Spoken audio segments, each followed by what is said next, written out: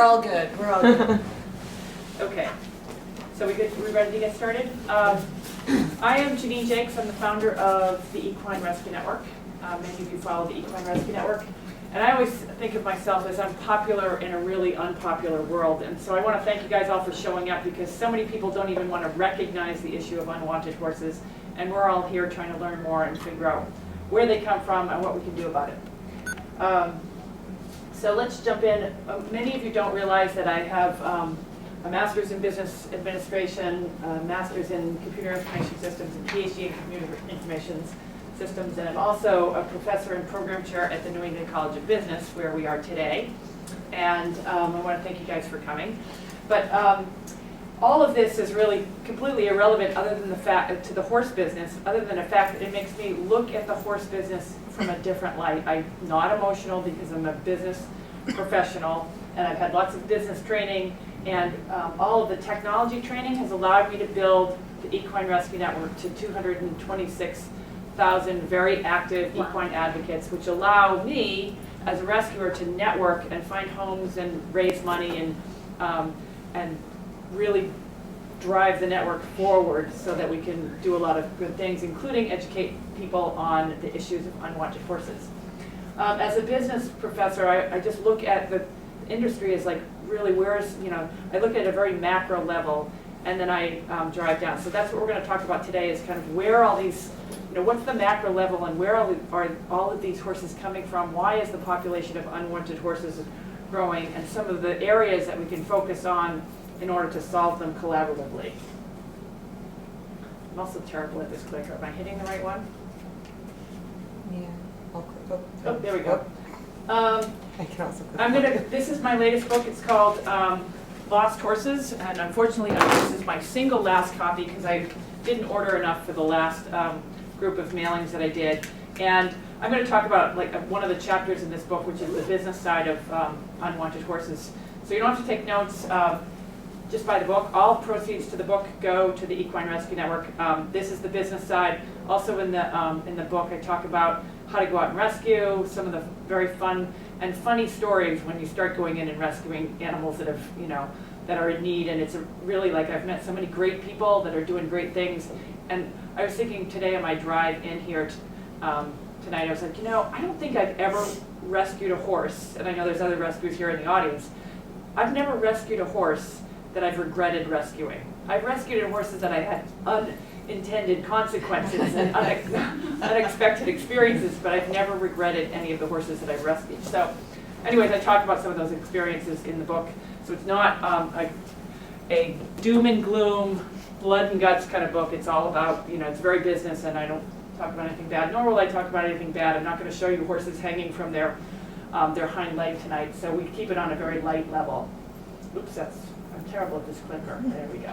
Okay, so I started the Equine Rescue Network in 2009, and I just wanted to show you kind of the power of connecting. And this is one of the things as equine rescuers we need to do, is connect with one another.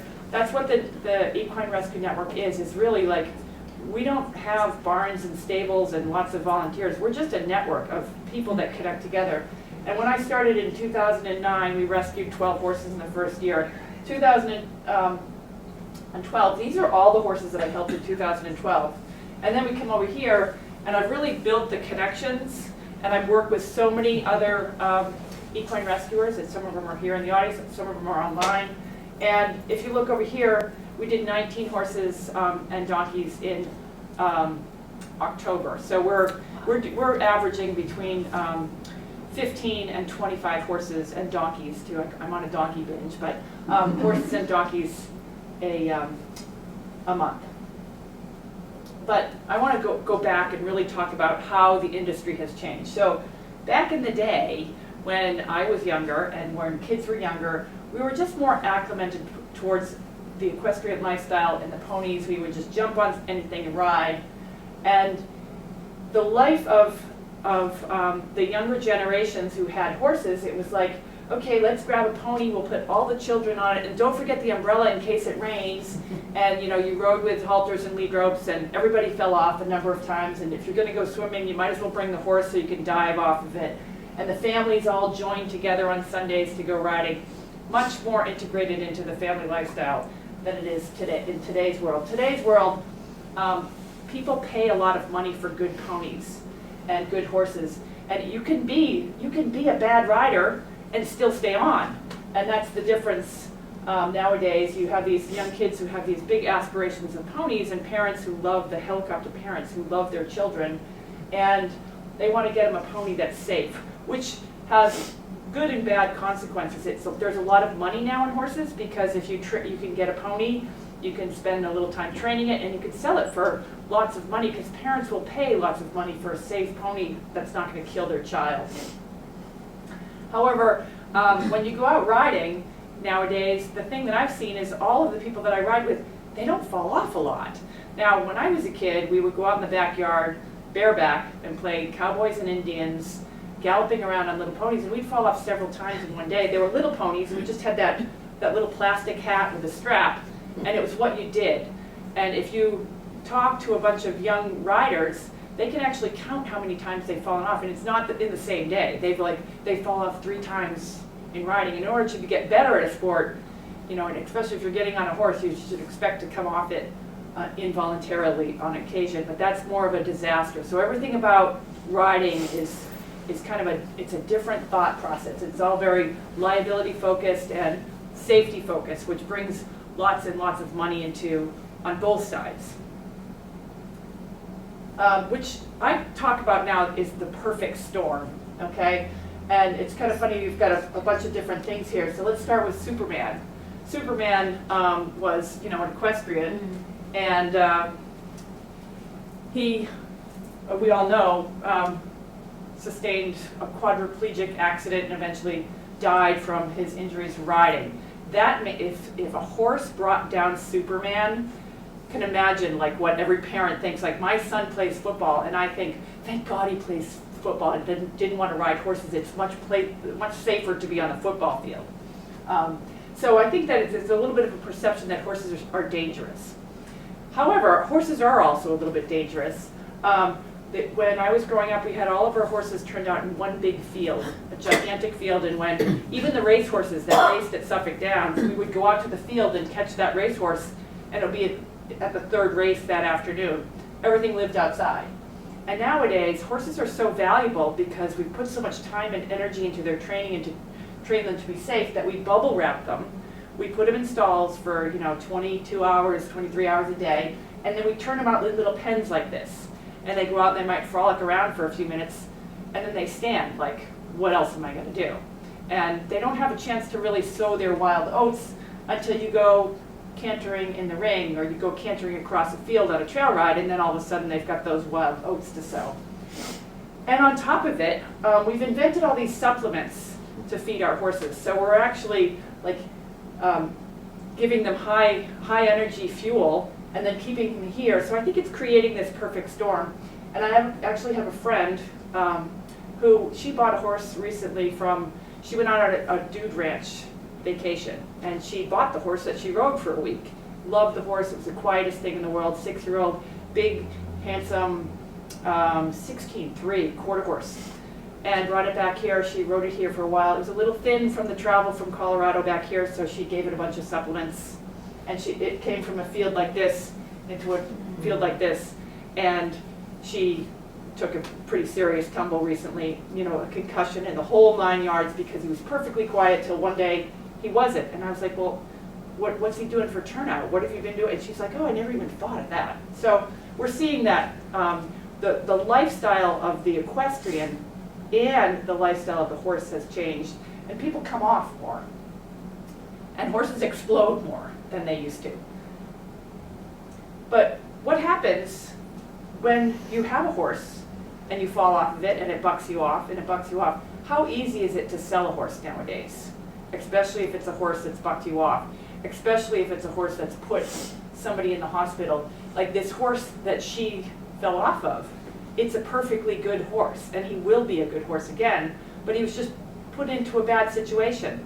And it happened within a month. He came back here, he got all this high energy, he was kept in a stall, and he just came out and exploded one day. But he'll go back to being a good horse when she figures out that equation. But you come off a horse that hard, and you don't want to get back on it. So now how do you sell it? Do you tell the next owner that you fell off of it when you go up there on your crutches and you're trying to sell your horse? It's not a good sign. So what happens is you invent the middleman and you sell your horse to a dealer who pays nothing for your horse, and then the dealer takes your horse to an auction. And there's a series of auctions and a series of dealers that do flipping of horses and try to make like $100 profit, $100 profit. So a horse will go from bucking somebody off to a dealer, and then the dealer will work with a little bit and will sell it to an auction, and then that dealer will buy it, work for a little bit, try to sell it. Then it'll go to another auction, another auction, another auction. And as they kind of go all the way down, the horse's value as they go auction to auction plummets, and they end up in kill pens. And we see good horses in kill pens all the time. When I go to the kill pen and I see a handsome 16-hand quarter horse thoroughbred, if it's a thoroughbred, I assume it's raced. If it's a quarter horse, I assume it's bucked somebody off. And everybody knows that 20 miles will cure a naughty horse. So a lot of times it's just the horse is in a bad situation. It doesn't necessarily mean it's a dangerous horse, but regardless, I'm nervous about getting on it, and it's in a kill pen. So it ends up going to slaughter. And then we have the division of where horses go. The older horses, the not so healthy horses, will go to Mexico. I think it's the A1 or W1 horses, the healthier, younger, the yearlings, the weanlings that are kind of that veal meat, and the horses that are under 12 years old will go to Canada. Mexico will take anything. So this is an image that I found on the internet. So you see a lot of stuff on the internet that you wonder whether it's true or not true. I do so much research. I can't believe that I've become such an expert at horse slaughter, of all things to become an expert at, but I am an expert at just because I constantly am tinkering around in different places than most people are. Because of my academic, and I work for a college, New England College of Business, I have access to academic journals and ProQuest and places where you see the research that veterinarians are doing in peer-reviewed journals. So I kind of look at all this stuff and I'm like, all right, well, this first report, the 93, I've seen 92.9, 90, that all the horses are healthy. That is a 1992 report. That's a super old report. And however, I've been to enough auctions, I've been to enough kill pens, I would say that that it's a good 90% of the horses that I see that they're healthy. They might not be healthy at that moment, they may be sick, but they are healthy enough, they look sound, they look like they're young enough under the age, young enough that they could do more work. They're not, there's very few times you see crippled because there's all these restrictions on horses that go to slaughter if they're not ambulatory, meaning they're on 3 legs, they're unable to, if they're blind, there's certain restrictions. But in general, the horses that I see are pretty healthy. The next one, 96 are under the ages of 10. I think that I think is a skewed, I've never seen that number, but I think it's skewed because we see so many weanlings and yearlings and thoroughbreds that are at young ages that it kind of offsets those horses that are 18, 19, and 20. The 18, 19, and 20s kind of go down to the Mexico side anyways. So that's probably pretty accurate, but I've not seen any core data that supports that. Approximately 70% are quarter horses. This number, again, is if you look at the slaughter, the numbers and the charts of horses going from the USDA produces a list, and the kill buyers, when they cross over to go to Canada and Mexico, they have to fill out this form. And on the form, they have the sections of what type of, you check the box whether it's a mare or a gelding, and then you have to check the box whether it's a draft horse, a pony, a thoroughbred, or QT. And that's I think it's for quarter type, I've never really, but the QT is where they come up with this, like everything else goes into this bucket. It is true that between 60 and 20% of the horses are thoroughbreds. And a lot of the sport horses, this number is because of all of the thoroughbreds that are going to slaughter. So if we take a second here to think about thoroughbreds and slaughter, and the amount of drugs, if you also do the research on anything to do with horses and the toxins and the contaminants that go into their bodies from butazolidine, ivermectin and all the crap that we're feeding our horses nowadays. In the thoroughbred industry, there's just so much news every day about performance-enhancing drugs, overuse of butazolidine, ivermectin, and that's going into the slaughter pipeline. The way that thoroughbreds are managed, we rarely see them. When I go to a kill pen, and the kill pens that you see, and that a lot of people see horses on Facebook, that's only a small percentage of the horses that are there. If you look at some of those lots, you'll see 10 horses posted on social media that are trying to find homes, and the kill buyers are what they're trying to do is they've picked out a bunch of horses that they figure, I can get a little bit more if I sell them. They're not trying to help horses. They figure they can get a little bit more out of the rescue group. So and they're the good horses. They don't want to kill us off either. They don't want to give us the bad horses. There's another 500 usually roaming around the back of the lot that you don't even see. If you look at the lots in Texas and the lots in Pennsylvania and Louisiana, there's hundreds of horses that are kind of off to the back, but you don't get to see them.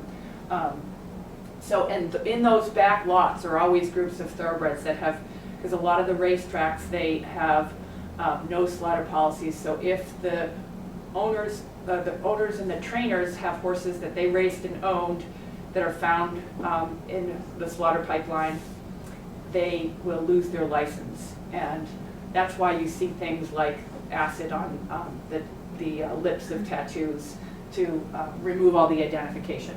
But we'll get back to the thoroughbreds in a minute. We're just going to move on.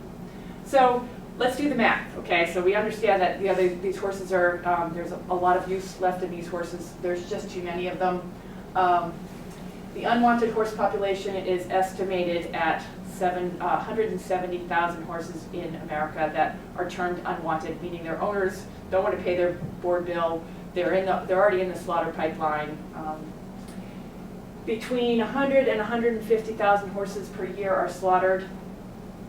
They cost a horse, the average cost throughout America. This is based on the American Equine the AAEP, the American Equine Practitioners Association. $1,800 per year, just in the feed and care for a horse. And the rescue organizations have the capacity to manage 33,000 stalls. So if you do the math, then if we're doing even 130, we have a huge deficit of stalls. And I don't think people quite really think about this on the macro level. So if we were to ban slaughter and ban the transportation of slaughter, that would mean in the first year, let's say we took at the low end 100,000 horses, that would be 67,000 horses that we have to find places to keep them in the United States. That's the first year. But then in the year 2, we have another 100,000 that should have gone to slaughter, but didn't go to slaughter. So then we have 167,000, considering that probably the first 67,000 didn't die. So then we have 167,000, and you'll see how quickly that number starts to escalate. So I think that when you start thinking about eliminating slaughter, we really have to figure out better mechanisms to manage the unwanted horse population, or else we're going to have horses all over the place that we don't know what to do with. And a lot of times also, especially if you think about the rescuers that are in the room, if we don't have the threat of horses going to slaughter, then I'm not going to rescue horses anymore, because I'm not rescuing them from death. Then I'd rather go and find another hobby and maybe get a boat or do something fun with my money and my time instead of rescuing them. So I think that this number might reduce if we don't have slaughter, the risk of slaughter. A lot of people are looking at the SAFE Act, and the SAFE Act was introduced by the Humane Society on several different occasions. It keeps getting introduced, and then it will stall, and then get to the point where it needs to be reintroduced every time we flip governments. I'm not an expert at how the bills are introduced, but I am an expert at finding out what the status is. And the SAFE Act, which prohibits the transportation of horses to slaughter. Like New Jersey, you can't have horses in New Jersey that are being transported to slaughter, so they have to go around. So the slaughter trucks coming from Pennsylvania and going to Canada they don't have to go around New Jersey, because they're not allowed to have slaughter trucks going right through there. However, and this is where it gets so complicated, and this is why we have to really think about, I don't think we can come up with some act to prohibit all of this. So in New Jersey, you can slaughter, and there's the zoo packing, there's a Bravo meat company that slaughters horses for meat, for zoo meat. And so you'll see that guy down in New Holland and the Bravo meat company, which is in New Jersey, but those horses are going from New Holland to New Jersey to be slaughtered for zoo. But you're not allowed to have horses going to slaughter for human consumption through the state of New Jersey. So it gets very, very complicated, and the legislation is based on a state-by-state level. But the SAFE Act is trying to have it so that there is no transportation of horses across the borders to Canada and Mexico for slaughter. You can't transport horses for slaughter. You'll look here that we are currently at a 1% chance of enacting this. This is the distortion of social media, is that everyone on social media is like, we're just waiting and the SAFE Act is going to pass. In 2006, they closed down all the slaughter plants in the United States, forcing horses to transport to Canada, Mexico, and even to Japan for slaughter. And it doesn't seem like this is going to, starting in January, we have to start over from scratch, even though currently there's like 170 representatives that have signed this bill. We have to start over from scratch and start getting signatures all over again. So it's not going to happen anytime soon, is all I'm saying. So my recommendation is we start to look at other alternatives and collectively try to work together to help horses, because the unintended consequences of closing the slaughter plants in 2006 is really astronomical. And here's the root of the problem of why we will always have unwanted horses. And I don't think anyone's stupid enough to actually post this out, other than this poor woman, Jessica, who there was some little clip on Fox News related to the shipping of horses to slaughter, and she posted her thing saying that kill pens aren't as bad as you think. Without them, the market for horses and people who make a living that way wouldn't be good at all. And that's what nobody wants to say, but that's really the limitation, is that the industry is so interwoven, and it really comes down to profits. And so let's look at that in much greater detail. And a lot of people don't even want to talk about that. And I've sat in front of lots and lots and lots of people who have been really kind of driving this down. I've met with the AQHA, I've met with the Jockey Club, the Morgan Associations, the Saddlebred Associations, and lots of people. The Certified Horsemen's Association. Anyways, I've met with lots of people, but nobody will say that. It's really a profit-driven industry. So the first thing we're gonna look at the incentives for business. The first thing people always say is livestock versus companion animals. If they're livestock, horses are considered livestock. That means they get protection. If somebody comes and rides one of my horses and falls off and breaks their neck, or gets bitten by one of my horses, there's added protection because my horse is considered livestock. If it's a companion animal, totally different scenario. If it's a companion animal, the difference is that if I'm caught beating my horse, then I get in more trouble if it's a companion animal. However, as horse owners, we want them to be livestock because it will cause such a shift in the marketplace, because livestock, we get tax incentives for buying and selling, and the care, we can have agricultural farms and things like that in open space. But if it's companion animals, the only protection, the horses get added protection. If I'm caught beating my horse, they get added protection. And I say that because the Humane Society is pushing to make them companion animals, which will protect the horses. I don't know a lot of people that beat their horses, but will protect those rare instances when you have animal abuse. But there's already laws related to that. But anyway, so I've had conversations with the Humane Society who are on this path to push them into the companion animal. And when I spoke to their representative, the lawyer that was legislating for this, I was like, well, what's that going to do to the liability? And she didn't quite even know how to address that problem, so it was a little nerve-wracking. But we want to keep them as livestock. However, as livestock, there's lots of incentives for business.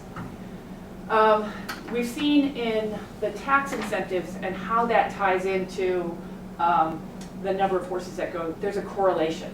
All right. So in the 1986, 87, and 88, there was a bunch of tax reforms that basically took away the incentive, the ability for horse owners to invest in luxury horses. So they've used this for wealthy Americans to buy horses, this tax incentive. It was taken away in 1986, and that's why we see in 1989 and 90 this massive amount of horses that got dumped into slaughter. And if you read the journal articles and also the newspaper articles related back in the 1989, there was like just this influx of horses that were put into the marketplace that couldn't handle that number of horses. So many of them went to slaughter, and they were slaughtered in the United States primarily because at that point Mexico and Canada were not as much of an option as they are now. The other thing to note is looking at these numbers too, we've been slaughtering American horses since we made a domestic American horse, and we could catch it. When it was done with its lifestyle, the Indians would eat it. So we've been slaughtering horses for a long time. The next thing that actually this is working towards horses, because if this American Taxpayer Relief Act gets flipped back, then we'll see another influx of horses into the slaughter market. And what this does is it allows all of these depreciations for expensive racehorses. And if they flip that, if you can actually deduct pretty much 100%, you can deduct and take tax credits, and you can write off the expensive racehorse all within the first year, and therefore you could capture your revenue immediately. So that is something that if that gets flipped, then we're going to see another influx. The other thing that is now currently concerning for all the racehorse industry is this H1 visa thing, it's the HB visa. And the HB visa, from my understanding, and I'm not an immigration lawyer, but it's when all of the workforce down in Kentucky, this is based on news coming out of Kentucky, is that they are all these immigrants come in and they take care of the racehorses down there at a very, very low cost. And they're allowed to stay here and work for 10 months, and then they're required to go back to their homeland for 2 months, and then they can come back and reapply for the same H1. So it's basically they come here for the 10-month of racing season, they take a 2-month break, they go back. So we've been working with that within that paradigm for years, and now they're talking about reforming that. So that will change the racing industry as well. Really, you have to think of it at a macro level. What's that going to do? It's probably going to change the number of racehorses that go to slaughter. All right. The other thing related to Kentucky, if we're talking about racehorses, is when I sat down I went to Keeneland a couple of years back, and I sat there for, I swear to God, 10 minutes, and probably $10 million worth of horses were paraded on and off that little auction stand. It was really quite remarkable. And if it's because they're livestock, and because back when we were making laws related to livestock, we wanted to breed livestock. We needed horses, we need cows, we need animals for us to feed our nation. So if it's a mare or if it's a stallion, then there's no sales tax. And really, because horses are not microchipped, there's not a lot of oversight with taxes. But between 2004 and 2010, if the state of Kentucky were to collect taxes, that would result in $220 million of tax revenue. And further, if you look at some of, when you're in Lexington during the Keeneland sales, the entire airport is lined with these gigantic jets, all from Saudi Arabia. And one example is the sheikh who spent $60 million from 2002 to the current day on broodmares. So there's a lot of money that we could, and the way that it typically works is people buy and sell horses all the time, and nobody really tracks any sales tax. But most states say that as long as it's a mare or a breeding stallion, then there is no sales tax collected. But there's no microchipping, there's no registration, there's really no, other than a bill of sale, there's no way to track that. The government does come down for it, and again, it's on a state-by-state basis, but the government does require, if you're a professional, and they define professional differently in each state, but like the state of Virginia, if you buy and sell more than 3 horses a year, you're a professional. You're required to pay sales tax on any horse you sell, but you have to look at your state. But there's a lot of opportunity for tightening up of sales revenue that could be earmarked to help with the unwanted horse population. That's my point in all this, is there's a lot of money floating around that is not being collected. You know, we could add a luxury tax for horses that sell for over $10,000, for example. We could do more on the tax side, and we have to be careful. If we tighten too much on the tax side, then we're going to see more horses in slaughter. So it's a delicate balance, but there's money out there that the government, we should be looking at tax laws. All right, the other piece is deductions for horses. Now, back when I was young, and I grew up, we had a thoroughbred racehorse farm right outside of Boston. We had a stallion and a mare, and every year they would have a baby. And then we had the 2 thoroughbreds that were racing horses that lived out in the pasture with all our ponies. And the whole farm was deductible, like the trucks, the trailers, the force feed, because we had a stallion, a mare, and they had a baby every year, and we sold that baby. And then we had those 2 racehorses that would go and they'd try to win money at the racetrack. So we were able to deduct so many things, trucks, trailers, lots of stuff. And that's what really a lot of people get into business, and they set themselves up. And depending, again, by state, and I'm not an accountant, but I do know just enough about accounting to get myself in trouble and to know that I need an accountant when I run my taxes at the end of the year. But I do know that you could set yourself up in a business and have it's a very delicate balance, but you know, you're going to have your horses anyways because you love and enjoy horses. You might as well ride a mare and that you breed every year. And this ties into the breeding, because people want to have horses. It's what they know, it's what they grew up with. And so they're allowed to deduct everything from their home office to the grain that they feed.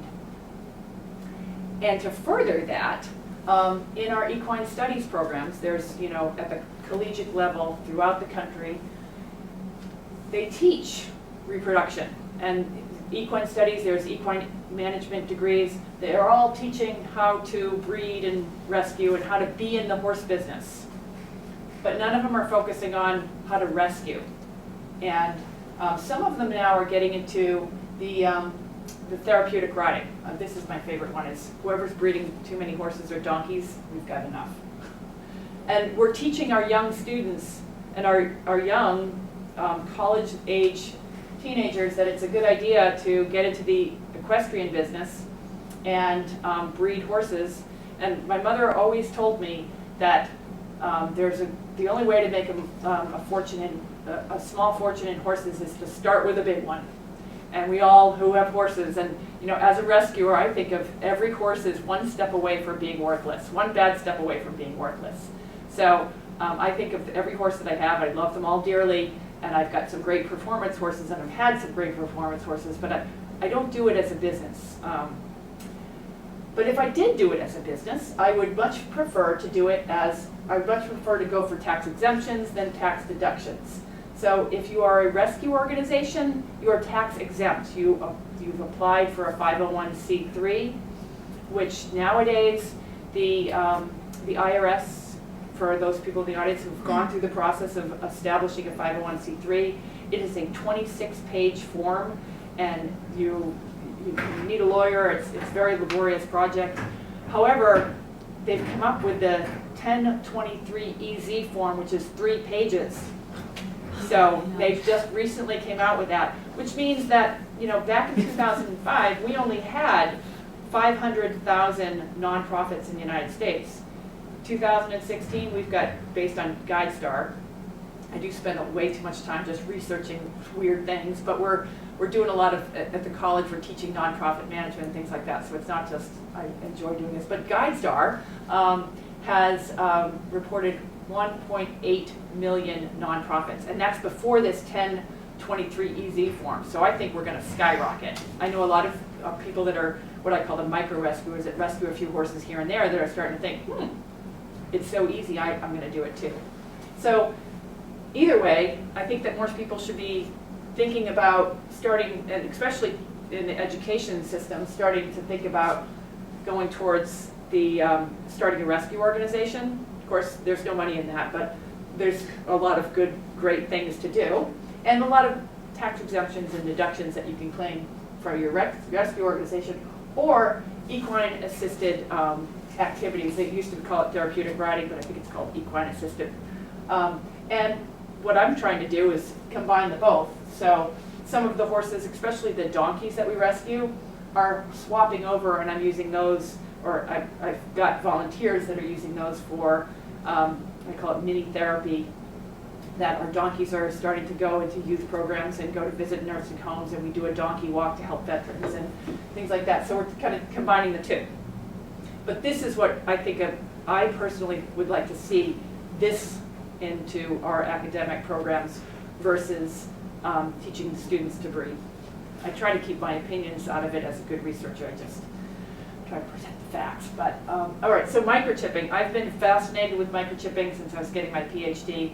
And back when I was getting my PhD, I wanted to write a paper on, or my dissertation on, the use of microchipping to reduce the unwanted horse population. And I couldn't get any research faculty to cover my research because it just wasn't interesting enough. But I think it's super interesting. What I would like to do, and this is the problem with the microchipping right now, is not enough people microchip. And again, if you go to and you ask anyone either in this room, online, out in the horse world, would you microchip your horse if you thought it would be protected? Everyone will tell you yes. But when it comes down to actually doing it, spending money on it, and then knowing that sometime in your future, if you sell a horse, it could be returned to you, I think, this is my own, there's no research that supports this, because everything's self-report, so who's going to say this? But I think a lot of people have horses that when they fall off that third time, they don't ever want to see that horse again.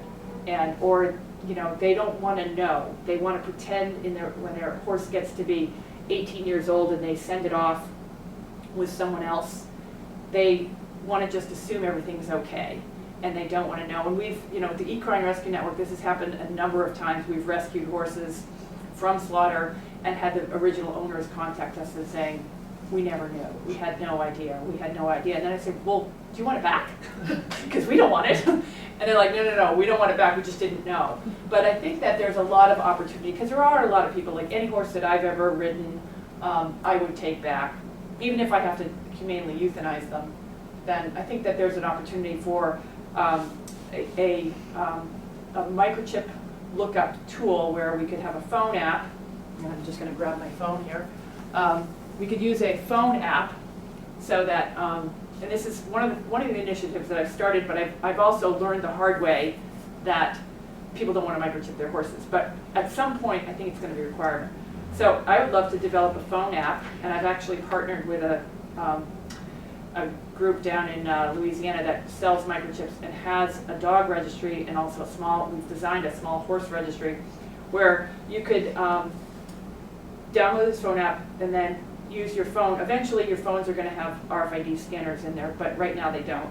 But you could use a regular scanner to get the microchip off the horse, type that microchip number in, and then have this bounce off of all of the breed registrations, which I've talked to all the breed registrations, but believe it or not, they're supportive of this phone app. The AQHA, the American Saddlebred Association, the Morgan Association, the Jockey Club would like the phone app. And then it would pop up and say, that horse has been registered with the AQHA, give some information. Or it's similar to what you can do you can actually do this in the AQHA online if you're a member, if you pay, and with the Jockey Club. If you flip a lip of a racehorse, you can read the lip, and you can go online to their website and type it in and get some information back. So I'd like to do that in a mobile app. The difference is not everyone is there's not a lot of microchips going on now, and that's today in December 2016. I believe by 2020 we're going to start to see more and more states requiring horses to be microchipped, because I own a black Frisian. There's no white on him, okay? And I went to a Frisian show. I didn't take him. I just happened to be at a Frisian show. And I looked around and I'm like, I bet they could have one Coggins test for this entire show. Because you can't tell. You'd have one for the girls, one for the boys, but every other horse is a big black horse, and you can't tell them apart. So that, I think that someone with the West Nile virus, all it takes is one big epidemic of West Nile, and we will see microchipping as a requirement. And eventually everything's going to microchipping. I think that we're going to see horses that require that registration of horses and things like that. But so when that happens, you will see my phone app, because I'm ready to go. I'm ready to design it. We just got to get the microchips in the horses. And there's lots of other benefits too, but that's my big one. Speaking of registration, this is one of the reasons I love microchip too, but we don't lose our horses very much. But either way, we don't have to paint, if there's a wildfire, we don't have to paint our telephone number on the side of the horse. And if the states, again, if we're looking at ways, because we talked about earlier, we've got 170,000 unwanted horses. They cost $18.25 a year. You can actually monetize how much it would cost to support the unwanted horse population. And if we can start collecting revenues from changing taxes and also require a registration fee. None of these groups want any sort of registration fees by the states, and they don't. They're a little cagey when it comes down to registering horses, because they'll never say this, they do want horses to disappear. They don't want them to come back. And so there's a little bit of they're not going to be pushing for the legislation. And that's where other groups need to be pushing for legislations to have registration. We register our dogs, our cats, and registration fees per town could collect money to support unwanted horses within that town. The other piece that I've spent a lot of time thinking about is I started rescuing horses to save lives, but I spent a lot of time talking to people about dead bodies and sitting in coffee shops talking about dead bodies and wondering what everybody around me is thinking why I'm talking about dead bodies. But for those rescuers, it's always a calculation you need to. I know in the state of Massachusetts, if one of the horses or donkeys dies, it's going to cost me $500 easy, maybe $600 depending on the size, because I have to call somebody. I can't bury them on my land. I have to, if I have to euthanize them, it's going to be $100 for emergency vet visit, $60 to have them put the meds in the horse, and then I have to get rid of the dead body, and that can cost anywhere between $400 and $500. So I run those numbers. And a lot of people can't afford that. I have an emergency fund just for that. But this is actually sitting in my office.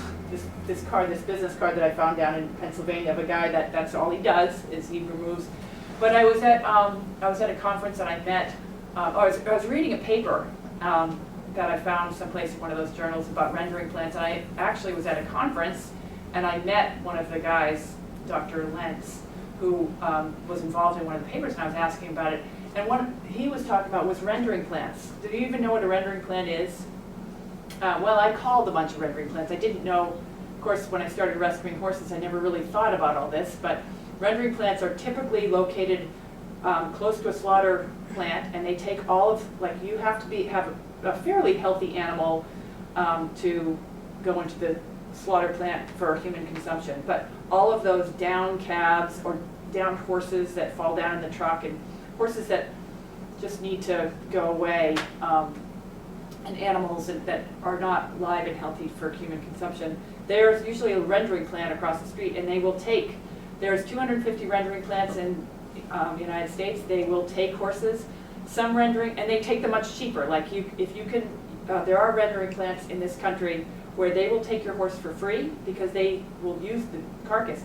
They'll even take your live horse and they'll euthanize it with a gun. Now, people think of euthanizing with just euthanasia is humane termination or death, I guess. And a .22 caliber to the head of a horse is considered humane if it's done properly. And also the lethal injection by the sodium pentothal is another consideration of how to put a horse down. They don't like to use the sodium pentothal, not all of them. You have to figure out which rendering, what they'll take and what they won't. But if you bring a live horse, there are rendering plants that will put a gun to the horse, euthanize it, and then it will be free of charge for you because they'll make their profit on all the pieces. So I called the state of, I had a pony that died of old age, so I called the state of Massachusetts, the rendering plant here, and I was like, well, you know, it died of natural causes, do you want it? Thinking I could save the $400 from right up in Maine. And they said, yeah, we'll take it, but you have to cut it up into, we don't have the big machine, you have to cut it up into 80-pound chunks. And I was like, I'll pay Bud. So, but in talking to the rendering guys down in DC, they will invest in the machinery if they can make a profit.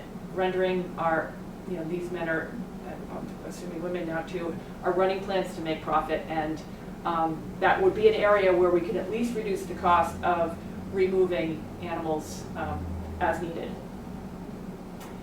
The other area, and this is like, you know, when you think about a problem long enough, you start to have good ideas, bad ideas, and crazy ideas. But there's landfills. One of the landfills that nobody even realizes is Mile High Stadium used to be a landfill.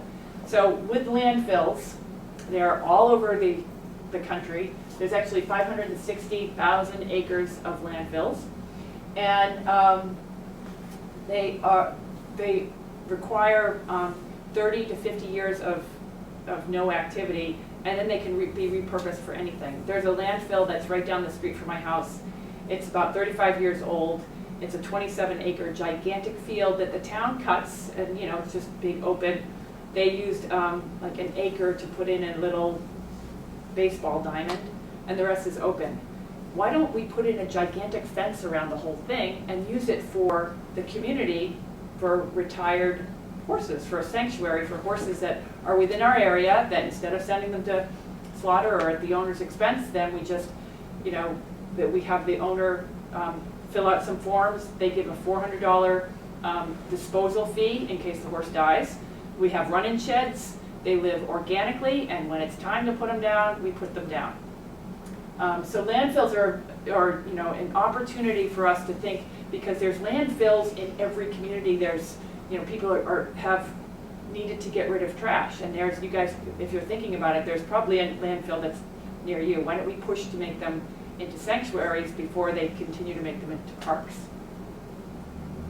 All right, so kind of tying this all together, what can you do to make a difference, and how can you? I always, you know, it's a delicate balance between rescuing horses and keeping your sanity. What are some of the things that you can do to help horses without getting sucked in and being consumed by rescue?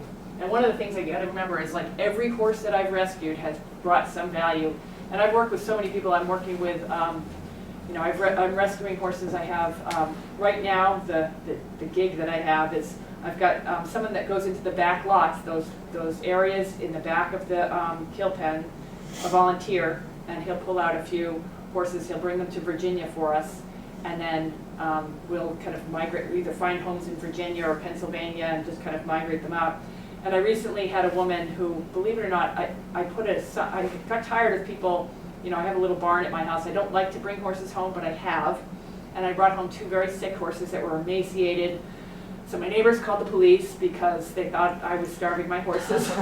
So finally I was like, well, maybe I should put a sign at the end of my driveway so they know it's a rescue and that these horses, they won't call the police again. So I put a sign at the end of my driveway, and so people have come up my driveway, and I'm like, I'm not one of those kind of rescues that you can just like stop in and, so I have my 2 little horses. So this woman came up, she's like, I'd really like to help. And I said, well, you know, do you want a horse?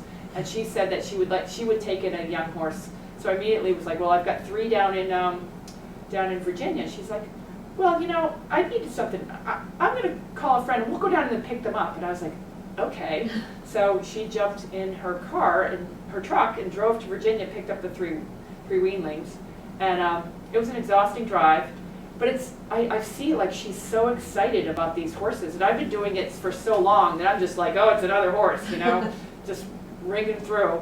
But it's really bringing so much value to her life. And I see that I'm not just, you know, I always say that I rescue horses, not people. But I see the change that rescuing horses, it gives so many people purpose.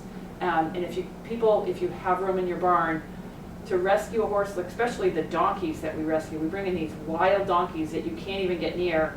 And I see these donkeys that are within weeks, they're following me around, they're pets and they're going out and they're meeting new people, and I'm just so proud of my little donkeys. But everybody knows they're rescues and everybody loves them, and they're just bringing such value. So I don't understand how I have friends that go out and spend $15,000 on a show horse. I'm like, it's so much more valuable and it's such a better experience to go out there and rescue a horse or a donkey and bring it along and watch the changes. So the first thing I always tell people is rescue a horse, but there's a lot of nuances and it's very tricky to rescue horses. When you bring home a donkey or you bring home a horse and it's been unhandled, how do you manage that? This woman, I met her over in, I call it the staging barn over in Hamilton. I met her at 1 o'clock in the morning. She's got her trailer and she's got 3 horses that aren't halter broke on the trailer. And how do we get them from the trailer into the pen? And I'm like, I got it. She's like, well, she's all nervous. And I'm like, don't worry, I brought lunge lines. We're going to tie the lunge line from this trailer. You're going to stand here. I'm going to stand here. We're going to shoe them down. I got a plan. But there's all these different things that you have to understand before you bring these horses back in. It helps if you, I got tired of answering the same questions all the time, so I wrote all the instructions. Everything you need to know about, not to try to sell my book, but everything you need to know about going to an auction, everything you need to know about bringing horses home that have never been handled. It's my advice. I'm not an expert in anything, but it's my experiences of what I've done to help horses. Like one of the things that I've done is, you're driving around town and you see those little kiddie pools, the plastic kiddie pools, and I've started collecting those because those are like gold for a rescuer. Because you bring home a little donkey or a little horse that's never had anyone around, you're going to have to be sitting there for a long time before they come near you. And I used to stand there with grain and wait and wait. So finally, I put the little kiddie pool in there, and I start graining them every morning in the kiddie pool. So that kiddie pool is starting to be a food source. And then I bring a chair in, and I put the kiddie pool over there, and I sit myself in the chair, and I read my book, or I sit there with my laptop, and they know that it's dinner time. They get to eat, and they watch me, like, why is she sitting in the chair? And every day I put that chair closer and closer to the kiddie pool, and I get to the point where my feet are in the kiddie pool, and then there's grain all around my feet, and they're like freaking out, but that's their food source. And then the next thing I do is I take my chair's still in the kiddie pool, and then I sit there with like a bucket, and then it goes from a bucket to a frying pan. I don't use frying pans in my kitchen, so I might as well use them in the barn. So I put the grain in the frying pan, and I hold the frying pan. And at this point, they're so accustomed to me being around that they'll eventually start eating out of the frying pan. Once you got them eating out of the frying pan, then you put it on your lap. Then you start to try to touch them a little bit, and then you bring the whole project inside. And then it's a whole new scenario inside, because having an unhandled horse or donkey in a confined space is much more dangerous than if you're in a paddock. So once you get inside, then you have to have new and different rules to apply. So there's strategy, and that's, again, tying it all back to the collaboration with other rescuers. And I've seen, like, social media is like the best thing and the worst thing, but I see so many rescuers arguing and fighting with each other about this and that. And one of the big challenges, I think, that the local rescues, the on-ground rescues don't like the kill pen rescues, and the kill pen rescues don't like. But you know what? You know what the real problem is? There's not enough money. There's too many horses and not enough money to support them. Everybody's overly passionate. Everybody sees sights that you just can't unsee, and we're all trying to do good for horses in an impossible scenario. So emotions are high, and people start fighting, and we just need to work together and learn from other people. And I talk to other rescuers all the time. I'm like, I didn't even think of that. So there's a lot of collaboration that can happen, and it will benefit horses. So having said all that, a couple of quick things. Protect your own horse. There's lots of things that you can do to make sure that your horse that you own, if it's getting older, there's nothing that makes me crazier to see posts of a 17, 18-year-old horse that's been someone's performance horse for their entire life. They've won all these blue ribbons, and now they want a younger one, and I get that. But there's options for retirement in Virginia. If you do find somebody that wants your older horse, You need to check their references, go to a site visit, follow up every year, make sure they're on it. I have a horse that I sent off to a high school that has a riding program. It's a technical high school that has an equine studies program. And they had my horse for 11 years. And they called me and they're like, okay, we're all done with her. Do you want her back? Or we're going to send her to auction. I'm like, and they said, we don't have a retirement fund for our horses. And I was like, are you kidding me? So really, like, when I sent her to them, I thought, but I do check on her every year. But I always thought she was safe. So really don't consider any horse safe. The only safe horse is the one that you see go into the ground. So keep that in mind. Educate others. I feel like I am the most unpopular person at a dinner party nowadays. It's like I was at a party on Saturday night and I'm talking to someone and I could see her husband just like, there she goes again, talking about death and dying. But really, when you see the stuff that I've seen, we are the voice for the horses. These horses that are standing in kill pens, they're counting on us to do something to try to help them. And I know it's great that we help one here and one there and we're all, moving forward, but we have to, there's so many people that don't want to hear us and they don't even want to know. And so, with this book, I'm pushing it to people that, like, I'm giving it to expensive trainers and like, read this, read it. And, if we can get people to start to open up their minds and like even, I want I want some of these trainers to be taking in rescue horses and seeing the value and training their students that they should consider rescue horses, because that's really the ultimate challenge of a rider. Is any kid can get on an expensive, well-trained pony and stay on it.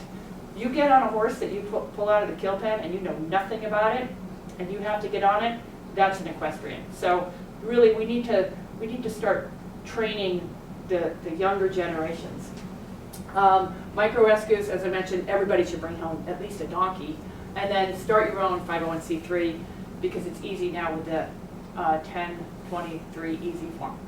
And that's all I got. All right, do we have questions? Not online. All right. You guys have any questions What on? has it ended on? What? It hasn't ended. There's a delay. Oh, there's a delay. Yes. That works. Do you guys have any questions coming down here, or how many people here have their own rescue horse in their barn? Just Her about. barn. My barn. Their horses. Two. Where did they come from? Moors, Okay. yeah, all of them came, except for the riding school part is very interesting because I found that out firsthand. My daughter went to a riding school, and the pony that she has was retired out of their program. And since my daughter was an alum and she rode, we usually got a call, would you want it? So I've probably had like 7 or 8 of their retired horses, and they still have so much more to give. They just can't give as much as they were given. Yep. Still very useful. Yep. And yes, they will take, there's some people that donated horses, and there was one in particular that I remember was donated to the school, and within 6 months he was going to the auction down the road because he wasn't, and people don't think that. They think that the horse, like you said, is there in the program and it's there forever, and that's not reality. That is definitely Another not. one is summer camps. Oh, yeah, summer camps are bad too. Yep. Yeah, we see them down in New Holland at the end. Yeah. And they're great, useful horses. Mm-hmm. And I feel just, you look at these summer camp horses and we trust them with our children's lives.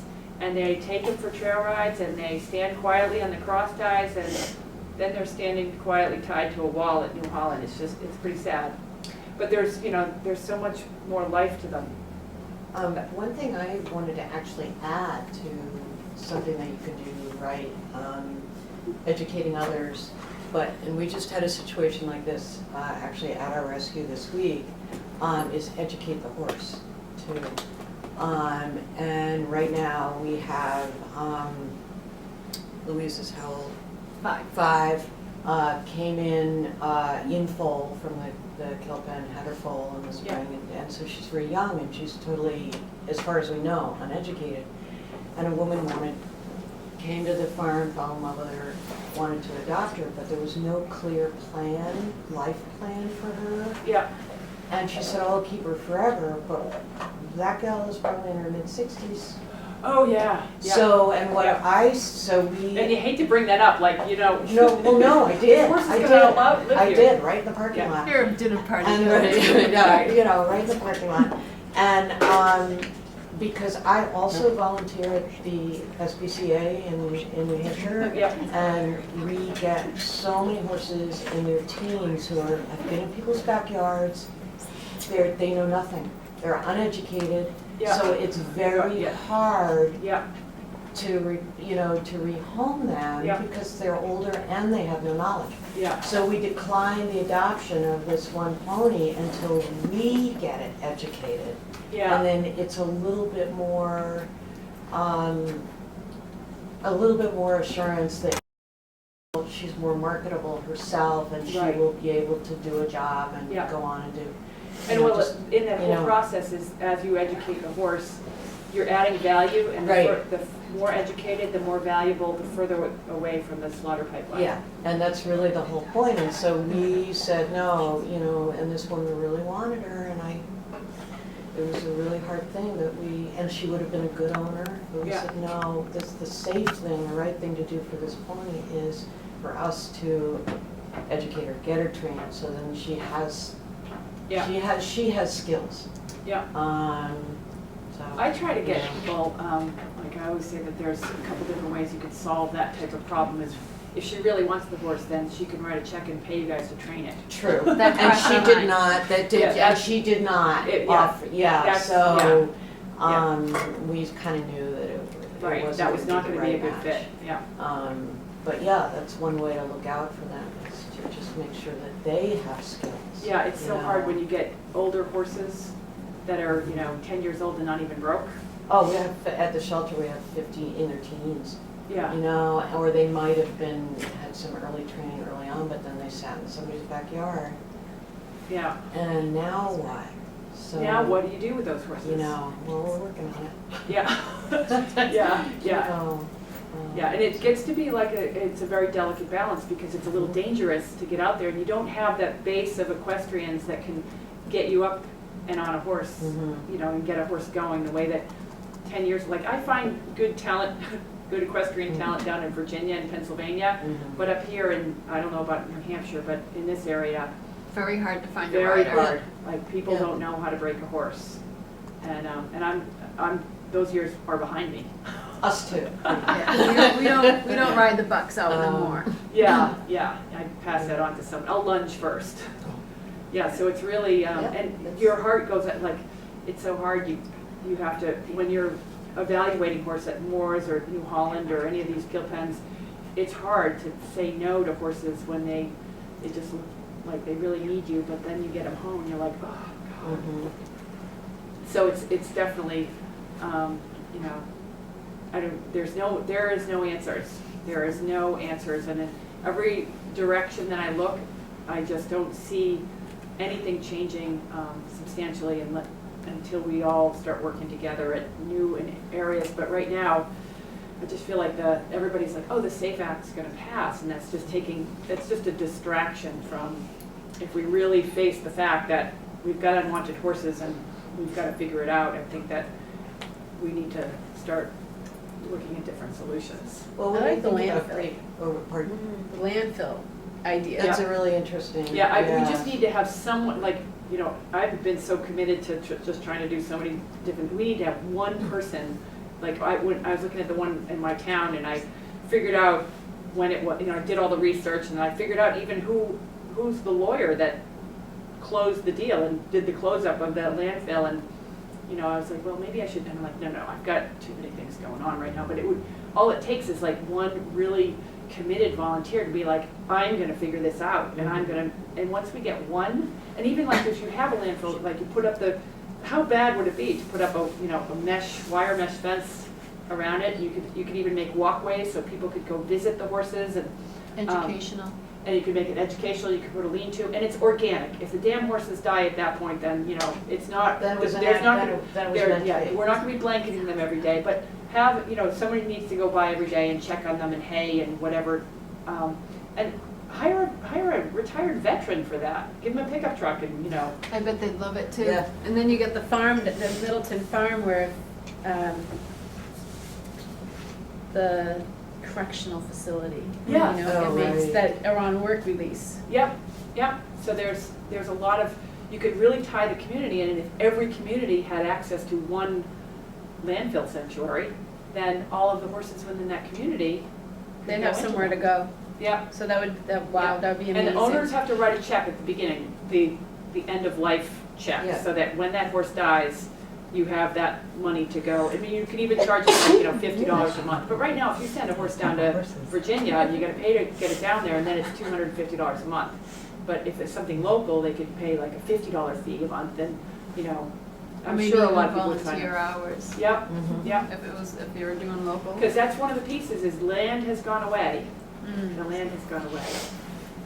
I have just, have you done much research on the issue of breeding and overbreeding and like what, I mean, people are still breeding horses. Oh, yeah, they are. So what have you found in your Oh, research? yeah. Like what have you?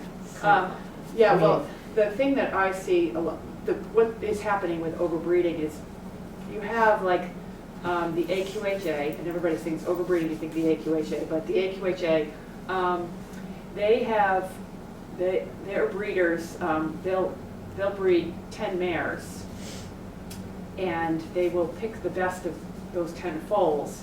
They'll brand that, they'll take that to the sale, and they'll sell it for $100,000. Of course, don't pay sales tax on it because it's a colt. But the other 9 just need to kind of go away. They never get any brand, they never get anything. They just need to go away. So that's where you see like massive amounts of yearlings and things in the kill pens, which is really heartbreaking. I've gone down to the AQHA, I've met with them on my microchipping idea. They recognize it as a problem, but their issue is the registration fees are paying their salaries. Mhm. So you get into that issue is, yeah, they want to help, they will make all the moves like they're going to be helping. But at the end of the day, every foal that's registered for them and their memberships are down 25% when I was down there. And I'm sure they're down less as well. So they do things like the Unwanted Horse Coalition. Have you guys heard of that? I've seen it, but I don't follow it. They, their group, and I shouldn't shake my head, because they have actually, they called me about my book, and they're like, we want a copy, we want a copy, we want to endorse your book, and I said, no, you don't. So I sent them a copy, and they're like, no, we don't. Because the Unwanted Horse Coalition is a 501c3, it's all of the big breeding associations, the president of the Jockey Club, the AQHA, the Trotter Association, that's the board of directors. And so they put together this kind of umbrella organization that's supposed to be of the welfare of the horse, but it has really no interest in dealing with unwanted horses. What they do is they offer, you should keep this in mind, in 2017 it'll be $100 per horse a gelding clinic. And so that's their approach to the overbreeding. But there's nothing that you can do, and I think that the overbreeding starts in the education section of, we're training our youth to breed horses. And it's not really, when it comes down to it, other than the AQHA, they just register them. They're not the ones that are out there breeding. They just give it a mechanism for profits. And so it's all those individual farms and ranches that are breeding horses, and they don't understand there's no market for them. There's no one that's going to buy. You guys know how difficult it is to buy and sell horses, even big expensive horses that are, it's hard to buy and sell horses. So they haven't understood that, they didn't get the message that the horse industry is shrinking. So it will continue to be a problem. The only thing the AQHA, the Trotter Association, the other outcome of that Unwanted Horse Coalition is they created a full circle program, so that if you are at a horse show, at a horse race, and you see a horse that you really like and you want to offer at a retirement home, you can go into their registry and you can register that horse so that when that horse goes to retire, you'll get a phone call that it's ready to retire, which, by the way, is a great idea. However, all the horses that are in there are like, Secretariat. It's all the big show horses and all the big race horses. Right. But it's not the backyard horse. So, the AQHA is not out promoting people to breed horses, they're just giving them a good vehicle to make profit by doing so. And that's where it's gotta come down to, people down at this level have to stop thinking about horses from a profit standpoint. Well, let me ask you this, unless, are you? Oh no, you guys can go though, if you guys wanna pack up. Do you want me to stop streaming? Oh, Oh, we're still streaming? yeah, you can stop screaming. Now We I can also talk have to- offline now.